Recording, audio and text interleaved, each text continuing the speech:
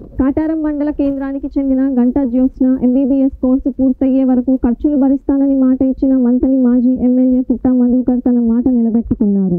2 రోజుల క్రితం BRS party working president మాజీ మంత్రి కేటీఆర్ జన్మదిన వేడుకల్లో భాగంగా గిఫ్ట్ ఎ స్మైల్ ద్వారా ఏడాదికి ఖర్చు అయ్యే 2 లక్షల సాయం అందిస్తానని జ్యోత్స్న కుటుంబానికి భరోసా ఇచ్చారు.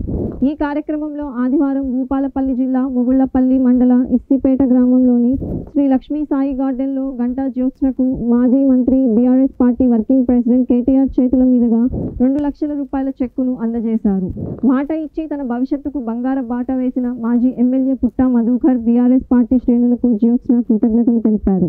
ఈ కార్యక్రమంలో భూపాలపల్లి జిల్లా పరిషత్ మాజీ చైర్పర్సన్ జక్కు శ్రీహర్షిని, రాకేష్ మరియు బీఆర్ఎస్ పార్టీ శ్రేణులు తదితరులు పాల్గొన్నారు.